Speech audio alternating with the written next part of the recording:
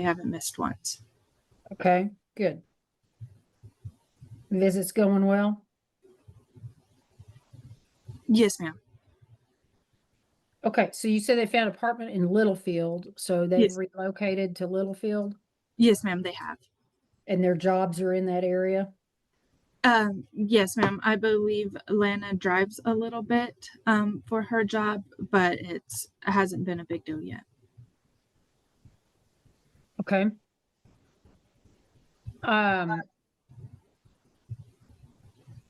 Does it appear that they intend to make that a more permanent arrangement? Yes, ma'am. All right. Is the change in their residence, the county of their residents, going to affect what services we can provide or anything of that nature? No, ma'am. Okay. All right. Okay, anything else to report? No, ma'am, I don't believe so. Okay, Carrie doing well? Yes, ma'am. She's doing fantastic with her aunt. She's been learning how to walk.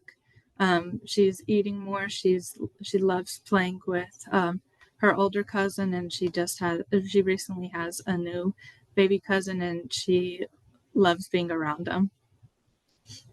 But other than that, she's doing really good. Okay.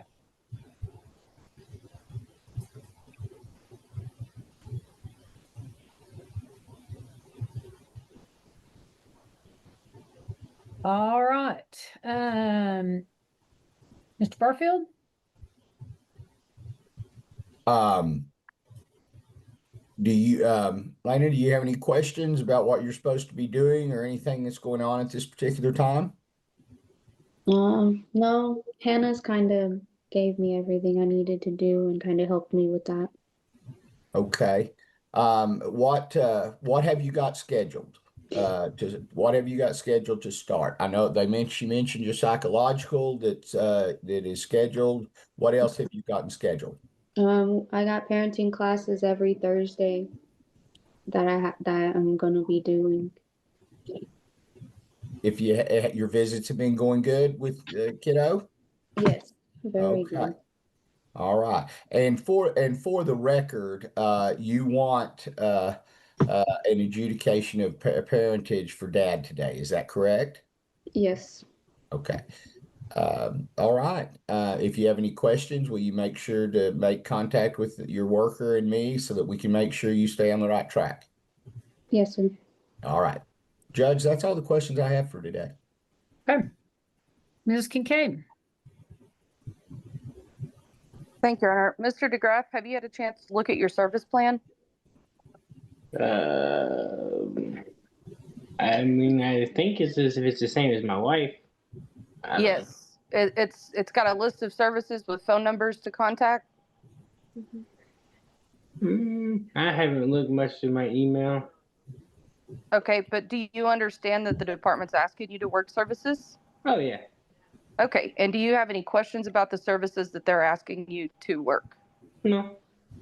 And you've already gotten started on some of them.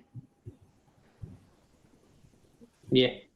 Okay, and if you have any questions regarding your services, you know to contact your caseworker or contact me. Yeah. Okay, and do you wish to be adjudicated as the father this morning? Yes. Okay, I'll pass witness. All right, thank you. Ms. Sapien? Thank you, Judge. I copy what Ms. Ricketts said, that the child is very happy and enjoying her cousins. I don't have any concerns about placement. And I don't have any questions for Ms. Ricketts. All right, very good. Thank you. Okay, Casa. Yes, ma'am. Carrie is doing fantastic in placement. She really does enjoy being with her aunt and her cousins. The only thing that I have heard is that when she's done with visits, she does sometimes come home with a dirty diaper. But those visits, placement says that those go very well. And I have no concerns with them at this point right now. All right, great. All right then. So, Ms. Baird and Mr. DeGraff, let me talk to you real quickly about these service plans. We're in kind of a period of transition right now. The law on some of these things has changed as of September 1st. And so since your case will not go to a final hearing prior to that date, I want to admonish you under what's going to be the new law, because that's really what's going to be in effect for you all. So the service plans are very important. I mean, those are the things we're asking you to do, and not only to go through those classes, but to implement what you learn in those things and implement the suggestions made to you. So I'm going to order the service plans as an order of the court today. In other words, those are going to become part of today's court order. All right, and they'll be spelled out in that. But I'm going to tell you that failure to work those services, could be used as evidence later in this case that you all have not made changes to mitigate the reasons why, the child has come into our care in the first place. Those failure to work those services could be offered as evidence that might end up restricting your parental rights and duties. Okay. So, and it can obviously affect where the child is ultimately placed and going to live. So I just want to stress to you that although failure to work your services is no longer going to be grounds to terminate your parental rights, it's still very, very, very important to the case. And it can be used to support other grounds for termination of your parental rights. So you can speak with your attorneys about that at greater length, but those are certain things that I have a requirement, to make sure you all understand. So do you have any questions about that? No, ma'am. Okay. All right, then I'm going to adjudicate Kirsten DeGroff as the father of Carrie DeGroff and establish the parent-child relationship between the two of them. As I said, order the service plan as an order of the court. And I will find that there would be a continuing danger to return the child home at this time, that parents have gotten a start on things. So that's very good. I'm encouraged. We're headed in the right direction. I'll continue the department as temporary managing conservator, and I will continue the child's current placement. And our next hearing will be on November 12th of 2025, and that'll be on a 1 o'clock docket. So that's a number of months away. It is absolutely entirely possible for you all to have completed your services by that time. Mm-hmm. And if that is the case, then what we start looking at is getting the child home, monitoring things for a while, make sure things are going well, and then we want to get out of your lives. So, although technically you've got 12 months to get these things done, you don't have to take that long, and we don't want you to take that long. We want you to get through these things and then show us what you've learned and how you've implemented it. So, okay. Glad you all found a new place to live, and just, maintain that like it needs to be. And if you have any concerns or questions, do stay in contact with Ms. Ricketts, and do stay in contact with your attorneys. Mr. DeGroff, you said something that struck me, that you don't check your email very often. I'll tell you what, while this case is going on, I think you ought to check your email at least, once a day. Because things happen in these cases, and, these attorneys may need to get in touch with you. And the department is also under some new rules about notifying you about certain things that have to do with the child. And they are now under, obligation to notify you within 24 hours of certain things that concern the child: an illness, a hospitalization, an accident, change of placement, all the things that can affect Carrie. And so if they can't reach you, or they send you an email and you don't know for a week that the child went to the hospital, well, whose fault is that? So you need to just make a habit of checking your email every day. Okay. because it's just important that we be able to communicate with you. All right, then, I'll see everybody back in November, and best of luck on your services. So hope we'll have really good news when we get back together. All right, thank you all so much.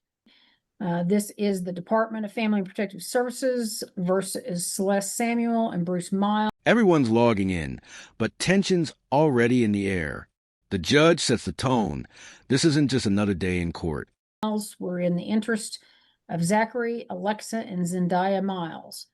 This is a request for court-ordered service case, and we are conducting this through Zoom under a finding of good cause and agreement of the parties.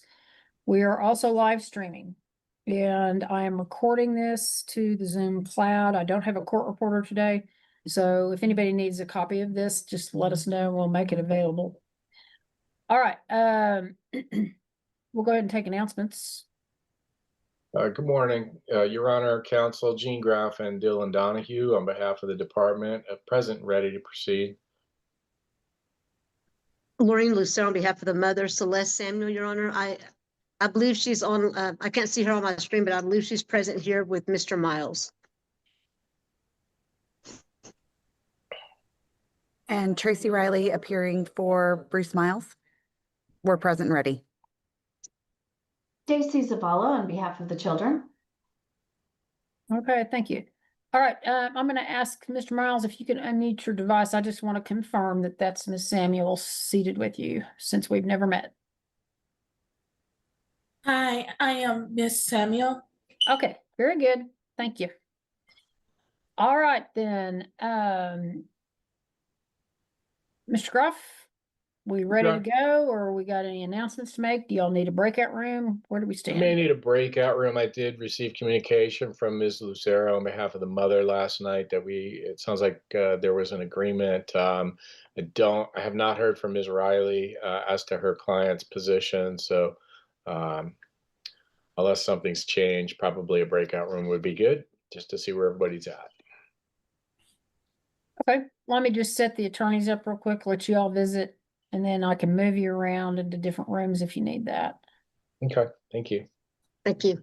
All right, Judge Baker, sounds like the parties are in agreement. The only request that the parents have is that any and all services that they may be able to participate in virtually would be their request, just because their resources and so forth. I don't know that will be an impediment. I know that today that's much more common, and that's something they can work with FBSS on. Okay, we lost Ms. Riley for just a minute. I'm sorry, Judge. I left the meeting instead of the room. I apologize. It's okay. Happens all the time. Jane, if you want to just back up and just kind of say that again.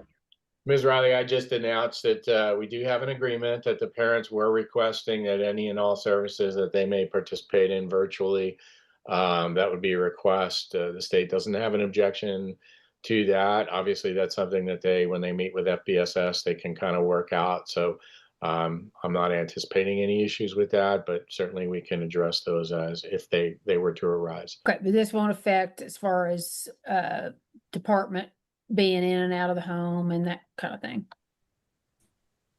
Right. Obviously, anything hands-on in the home, I presume, will not be objectionable by either party. Yeah, I just want to clarify that they understand that's part of what we're going to do over the next several months, and that there will be people coming in to meet with them in the home and do certain things in the home. Okay, Ms. Riley, your client, you think understands that, and Ms. Lucero? Yes, Your Honor. I believe so. Okay, then. Then Ms. Lucero, does this sound like what you and your client have agreed to? Yes, it is, Your Honor. All right, and Ms. Riley? Yes, Your Honor. All right, and then Ms. Zavala is the children's ad litem. Yes, Your Honor, I do believe that this agreement would be in the children's best interest. I did want to let the parents know that I'm one of those people that's going to have to contact you and come out to the home to meet the kids. So my assistant Kelly will be calling to do that in the future. Okay, so, yeah, it's really important. Do you all understand Ms. Zavala's role? She is your children's attorney. Yes. Okay. Yes, ma'am. So she not only has the right to, but she has the obligation to talk with the children on a periodic basis and to see them. She can see them in the home, understand the school-age children. She could go to school and see them there. You know, there's different ways of handling it. She may ask you to come to the office, to her office and bring the children up there. So, but you need to be sure that when they contact you, that you respond to their calls as well. Yes, ma'am. Okay. Great. All right. Anybody have any questions about what services the department is requesting? No. No, ma'am. Okay. All right. Based on something that I've read in the affidavit that was presented to me, let me just ask you all about your current housing situation. I read that potentially you were going to be evicted. Is that still the case? Have you located different housing? Oh, yes, ma'am. I'm supposed to be living with my excuse me. Supposed to be living with my my mother's apartment. I don't know what the name of the apartment is, but I'll be telling the CPS all that stuff too, though, ma'am. Okay. What's the name of that? So you're in the process of making arrangements for Yes, alternative. ma'am. Right now, I paid my rent. I want to know if I can just talk to them people anyways. For like the town park, I already paid those people. Hopefully, they just give me lenient here real fast. Okay, but you are not going to be without housing. No, Right. ma'am. Okay. All right. Okay. All right.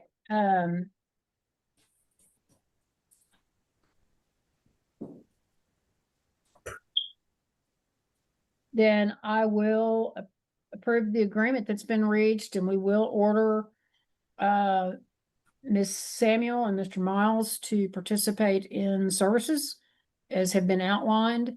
And I will see everybody back October 7th for what we call a compliance hearing. So to parents, what that is kind of a check-in hearing. We're going to see how things are going, and they're going to report what services you've completed, what services you're working on, what your housing situation is, employment situation, all of those things. So it'll just be kind of we'll get back together like this. We'll check in, see how things are going. Okay. Yes, ma'am. All right. Okay, so that'll be October 7th, and that'll be on a 9 o'clock docket. They'll make sure you know what time to log in. Yes, ma'am. Your Honor, I had a quick question. If Mr. Donahue, I don't know if he's going to remain on the case, but if whenever they find out who the worker is going to be going forward, if they could email me and give me that contact information to me and Miss Riley, I'd appreciate it. We'll make sure you have that. All right, thank you. You're welcome. And then, Ms. Samuel, Mr. Miles, just be sure you keep these folks informed about where you're living. If you have any change of phone numbers, anything like that, they need to know that so that they can reach you. Yes, ma'am. Okay. All right. I appreciate you all appearing today, and I'll sign an order when they get that over to me, and I'll see you back in October. Yes, ma'am. Okay. Thank you all so much. Thanks, y'all. Bye-bye. Thank you. Judge, I'm back for the 10 a.m. I'm just going to log out for now, or just go on, not log out, but mute myself and go off video until 10. Yeah, that's fine. Yeah. Thank you. We'll just keep everything here, sitting here in the background. Thank you. And parents, you all are free to go. Yes, ma'am. This is the Department of Family and Protective Services versus Marissa Lura. We are here today in the interest of Randy Morgan, Alida Chavez, Zane Sabalas, and Amia Sabalas. We are appearing on a request for court-ordered services today. We are conducting this through Zoom. State calls Vanessa Morgan, Your Honor. All right, Ms. Morgan, if you'll unmute for me and raise your right hand, it will be the truth, the whole truth, and nothing but the truth. Yes. All right. Okay, I see that you are in a vehicle or appears to be in a vehicle. Yeah, because I'm at work. Okay, you're not driving. No. Okay. All right. And is anybody else present in the vehicle with you? No. Okay. All right. Very good. All right. Mr. Groff, you may proceed. Thank you, Your Honor. Thank you, Ms. Morgan, for being here this morning. I don't plan to keep you long since you're at work, but I do have a few questions about the case for you. Are you acquainted with Marissa Lara and Randy Morgan Jr.? Yes. Okay. And how are you acquainted with Ms. Lara? Miss Laura, she has a baby with my husband. Okay. And have you had an opportunity to visit with or otherwise observe Ms. Lara with the baby? Yes. And so we're clear, the baby is Randy Morgan Jr., is that right? Randy Morgan, yes. Okay. I don't think Randy. he's a junior, but Okay. Thank you. And how old is the baby approximately, if you know?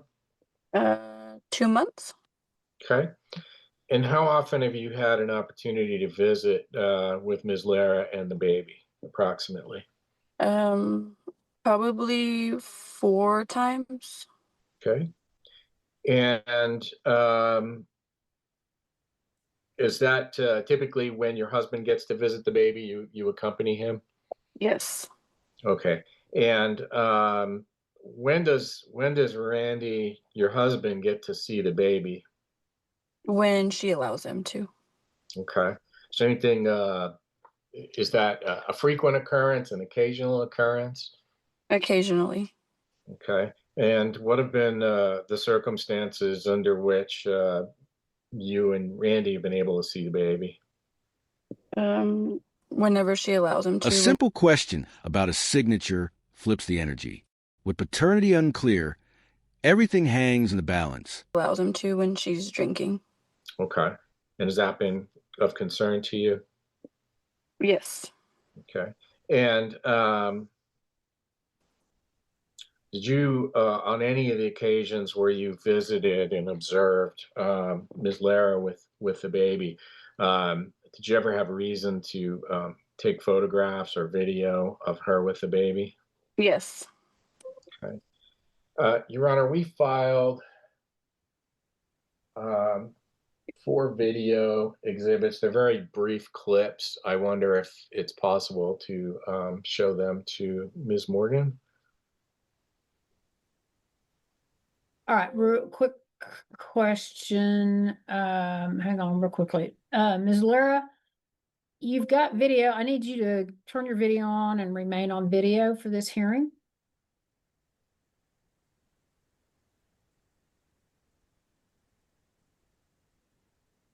All right, thank you. Okay, Miss Katie was forwarding these exhibits. All right, so we've got petitioners exhibits 1, 2, 3, and 4. Appear there's- all to be video clips. Yeah, and they're like a couple seconds long each, so they're very brief. Okay, are you offering those at this time? I am. I was going to have the witness identify them first before I offered them. Okay, let's go ahead and do that, and then we'll see if we admit or not.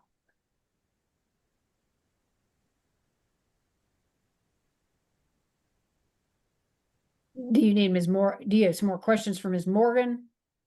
Yeah, Identifying them? Ms. Morgan, did you take the 4 video clips that are in my client's possession? Yes. Okay. And how did you take those video clips? Was that by phone or camera? Yes. By my phone. I recorded from my phone. And to your knowledge, were there any changes, deletions, or alterations made to those videos? No. Okay. And who is actually in the videos? Marissa, the baby Randy, and maybe a few parts of Big Randy. Okay. And are they fair and accurate records of what you took with your phone on that occasion? Yes. Okay. And when were they taken? June 13th Okay. at like 5 in the morning. Okay. And what was the circumstances in which you took those videos? What was happening? She was intoxicated, holding the baby, not holding the baby well. Okay. And was that one of the 4 times that you and Father Randy had attended visitation? Yes. Okay. And would you say that that was kind of a party setting? Pretty much, yes. Okay. And did you observe mother to be drinking at that event? Yes. Okay. What was she drinking? Crown. Okay. And is that consistent with other times that you visited the baby? Yes. Okay, because you had previously testified that she would only allow Randy, the dad, to see the baby when she was herself drinking. Is that right? Yes. Okay. And what were your concerns? Why were you concerned such that you took those video clips that you took? Just took them just to show her like how she was acting and what she was doing. Okay. And the baby you said is at that time was how old? Probably 6 weeks. Okay. Did she appear to be properly supporting the baby? No. Okay. And do you know how much she had been drinking that evening? I don't. I'm not sure. Quite a Okay. bit. Okay. And were there any other time? Well, you already testified that this was consistent with the other 3 times that you visited. Yes. Okay. Okay, no further questions, Your Honor. I will move to admit those videos have been shared with counsel. All right, any objection, counsel? No objection. All right, then. Pass the witness at this time, Your Honor.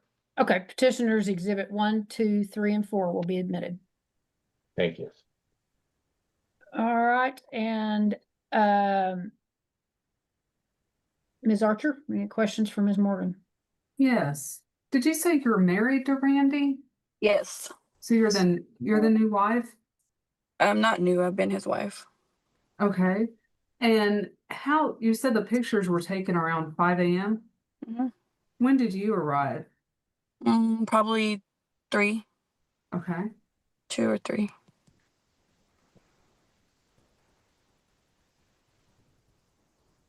So is it possible that the mom invites y'all over when she's drinking to help safeguard the baby?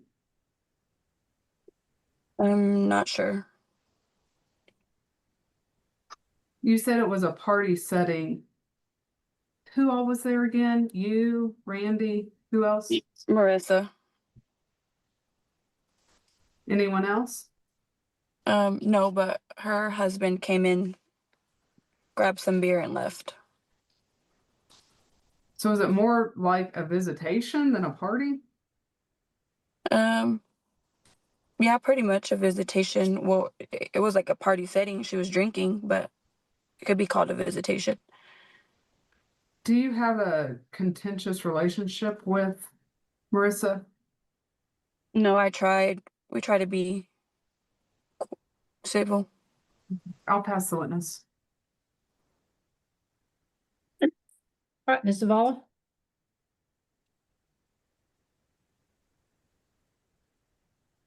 I guess I'm a little confused. So at 2 in the morning, Marissa called and invited y'all over? Yes.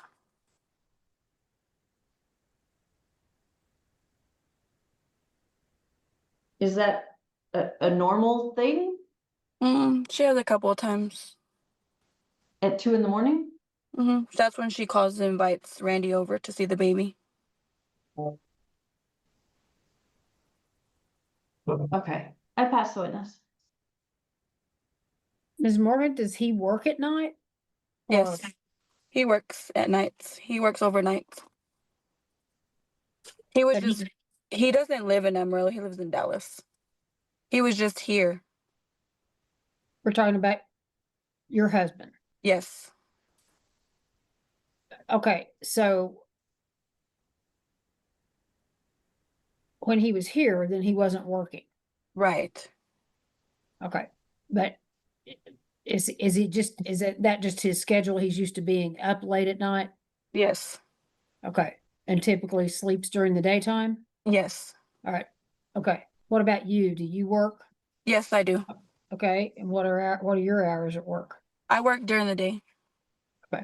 I work 7 to 7. But it was the weekend. And well, never mind. I'll leave it at that. Okay, thank you. All right, Mr. Groff, any further questions of this witness? No further questions of this witness, Your Honor. Thank you. Okay, Ms. Archer, any further questions? Yes, just one or two. When you were there at the house, was the baby clothed? Yes. Did you ever see Marissa feed the baby? Yes. Was the baby crying? No. No further questions. All right, Ms. Vala, any further questions? I don't think of this witness. Okay. All right then, Mr. Groff, you have any additional witnesses to call? Yes, Your Honor. Casey Wall. All right, Ms. Wall, if you'll raise your right hand for me. You solemnly swear or affirm the testimony you'll give will be the truth, the whole truth, and nothing but the truth. Yes. Okay, you may proceed. Thank you, Your Honor. Ms. Wall, who are you employed by? The Department of Family and Protective Services. What is your role with DFPS? I'm a child protective investigator. Okay. How long have you been there? About 10 months. Okay. And what is your education and training for your position as a CPS investigator? I did complete the extensive department training to be an investigator, and then I have done a significant amount of career development training since being out of our basic trainings. Okay. And you're familiar with the family of Marissa Loera? Yes. How so? I was assigned to investigate the case that came in on the family. Okay. When were you assigned? I was assigned to the case on June 13th of 2025. Okay. And what were the allegations at the time that you were assigned? There was concerns that Marissa Loera was intoxicated while caring for the children, that she used cocaine and drank heavily very often, and that she would leave her children alone for hours at a time. Okay. And what did you do to investigate the case? I made contact with Miss Loera, the children, and the fathers as well. Okay. And what did you learn about the family during the course of your investigation? I learned that the children were often left to kind of their own thing. Amia cared for the 4-year-old Aleda and would prepare her for bed very often. The children were allowed to go swimming at the apartment pool by themselves. Miss Loera would slap the children in the face when they were in trouble and whoop them on the butt with a belt. And that she drank twisted tea very often, and that there was a domestic incident where the father, Randy, was slapped by Miss Loera after punching her cousin. And just so we're clear, we mainly have talked about the baby, Randy. Can you just, and you mentioned the names of the other kiddos, can you give their ages just so the court is clear on the children in this case? Amia Ceballos is 13 years old. She's the oldest. Zane Ceballos is 8 years old. Aleda Chavez is 4. And then Randy is about 2 months old. Okay. And you said you did have contact with Miss Loera. How often did you speak with her? My HST would visit her weekly. I would speak with her in the beginning a lot more frequently, and then the last few weeks I contacted her more frequently as well. Okay, just for the record, what is an HST? Our human service technician, they help us. We see babies weekly, so she would go check in to help me with my caseload. Okay. And were you yourself able to observe the family home at any time? during your Yes, on my investigation? initial visit, I did do a walkthrough of the home. Okay. And what were your observations in the home? I did observe a case of twisted tea in the refrigerator when I was there. Okay. Were the conditions of the home otherwise appropriate? The home was clean. The kids had beds that were appropriate. I didn't have concerns with the conditions of the home. Okay. Did you review any documentary materials as part of your investigation? I did review the videos that were sent of Miss Luera that Vanessa had talked about. There was some photos of her that same night drinking alcohol and twisted teas and liquor and taking shots. Okay. And did your review of documentary materials tend to rule out, confirm, or raise additional concerns in terms of your investigation?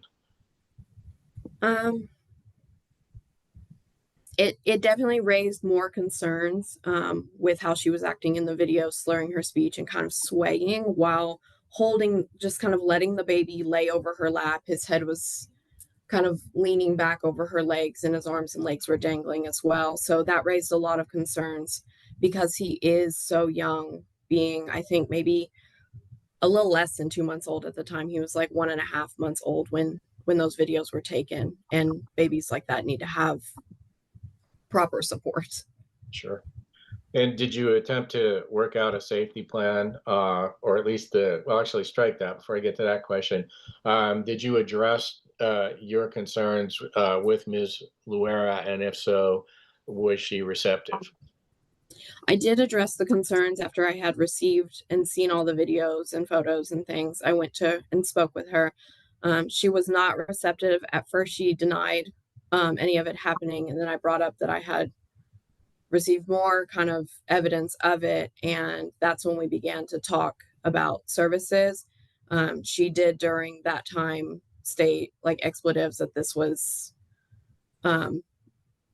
bull, basically, and that, she hadn't done anything. So she wasn't super receptive when I was talking with her. Okay. But did you, during those conversations, attempt to work out a safety plan with her? Yes, we were talking about trying to find a appropriate safety plan monitor that could be there for like 24/7 supervision. And during that time is when she became uncooperative and elected to use her Fourth Amendment to get an attorney. So at that point, I did leave the home. Okay. Any other aspects of your investigation that we haven't talked about that addressed any of the concerns or any additional concerns that you may have uncovered during your investigation? No, I don't believe so. Okay. Based on the conversations you've had with the mother, the documentary evidence that you reviewed,